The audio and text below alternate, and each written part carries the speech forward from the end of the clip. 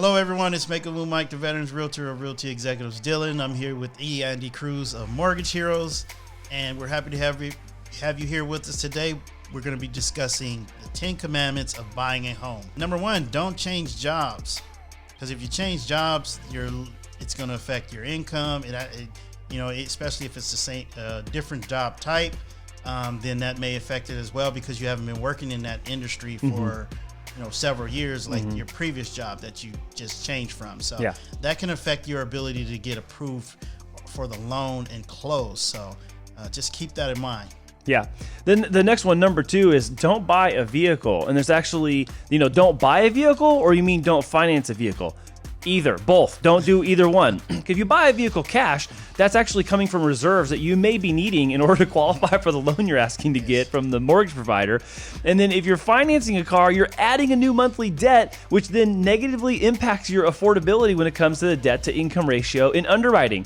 So no matter which way it is, do not buy a new car cash, all cash in hand, or finance it. We actually had someone do this, and they were really excited because they bought a car the week before they were supposed to close. And then you know what happened, Mike? They didn't end up having a garage to put it in. So they ended up having a car before they had a house with a garage to put it in. Make sure you get the house first with the garage, and then you can put a car in it. Yes. It's way easier to finance a car after buying a house than the other way around. Exactly. And number 3, do not use your credit cards excessively or fall behind on your payments. By excessively, I mean, start making charges where your debt to income, your debt to balance ratio exceeds plus 40%. I would say that's probably a good number.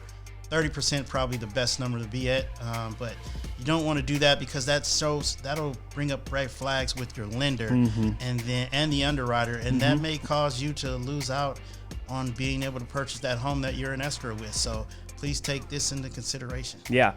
The next one is number 4. Don't spend money that is set aside for closing costs or used as reserves for qualifying. This ties into number 2, like don't buy a car, even if it's with cash, is because that money is there for a reason. And when you are approved and then you go out shopping for a home with Mike, that approval is based off that snapshot in time when your account had the $100,000 in it, or $150,000, or whatever the total is.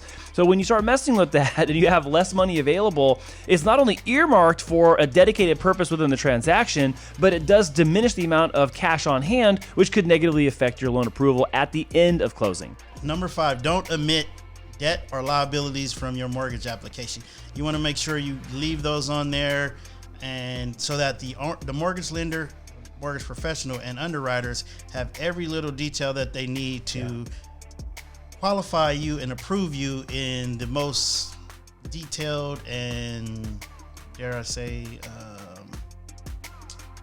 efficient manner. So they want to make with sure accuracy. Yeah, with accuracy. There you go. They want to make sure they're precise and that all the numbers are accurate and they have all your debts written in there, because that's going to determine what you qualify for. And if you omit something and they find it, that may make you qualify from a price point here to a price point there, or in worst case scenario, not qualifying or being approved at all. So keep that in consideration. And that does include things like child support, alimony, separation maintenance, those things too. So they may not be on the credit report, but the things that you're paying and obligations you have, those actually are sometimes, people may want to withhold them. It is really critical that you disclose that to us in the process. Number 6, don't buy furniture. Same as don't buy a car, whether you're buying it with cash or you're buying it, financing it. It's better to have the property and the home to put your furniture in than to have furniture sitting in the back of a truck and no house to put it in. And number 7, don't make large deposits without checking with your mortgage professionals, because what they want to do is they want to source that deposit. They want to make sure they know where it's coming from and why you're receiving it. Yep. It kind of throws up a red flag. If it's something other than your normal paycheck, they definitely need to know about that. And we have to paper trail it. You have to track it. You have to source it. And then if it doesn't come from someone who is like a family member or whatever, it comes from an outside source, you may need a gift. You may need a gift letter. You might actually have a difficult time getting the documentation from the other person to corroborate where the destination, where the source was to the destination. That can get pretty tricky. Yes.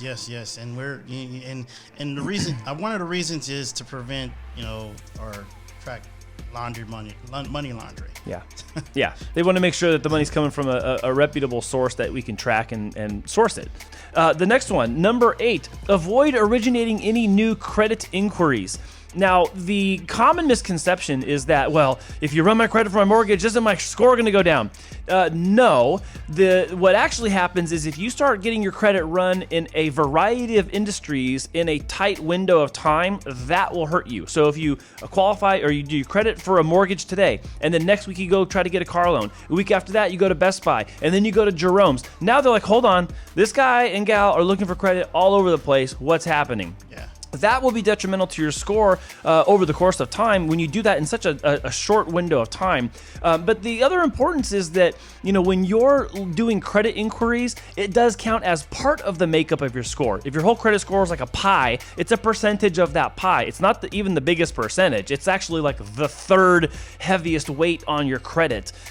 So it's not even the most important one, but you just don't want to be fiddling around when you're trying to get a $500,000, $700,000, $1 million loan. That's a big deal, and you don't want to be tinkering around with your credit, and which could totally thwart your achievement in getting into the home of your dreams. Yes, and the reason, one of the reasons behind that is that, again, throws up another red flag to the underwriter that this person or persons may be higher or too high of a risk at being approved for this mortgage loan. So, now the next one, number 9, don't change bank accounts.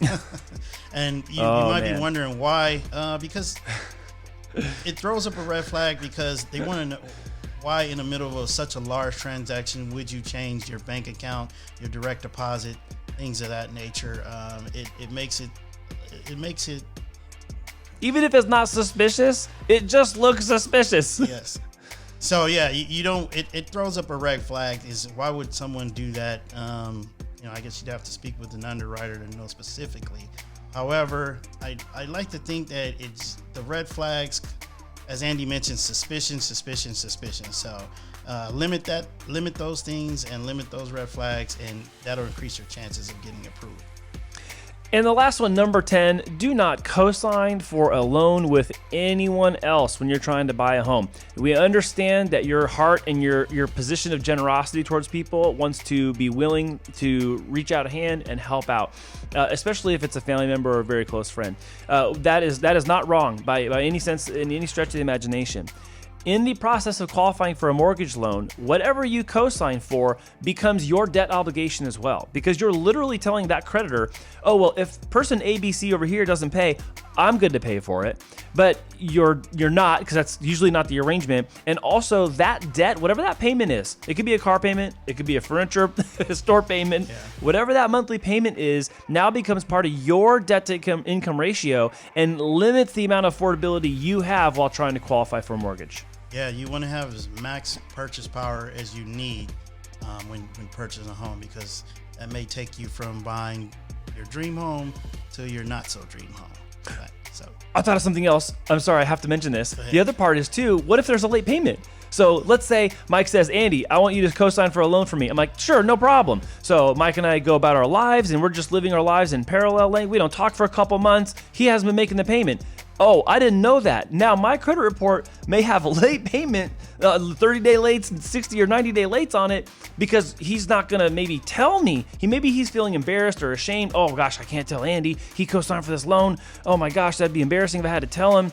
But then it negatively affects my qualification. So that I have seen that before, and it's just an unfortunate reality when it comes to co-signing for somebody else. Yeah, I agree 100%.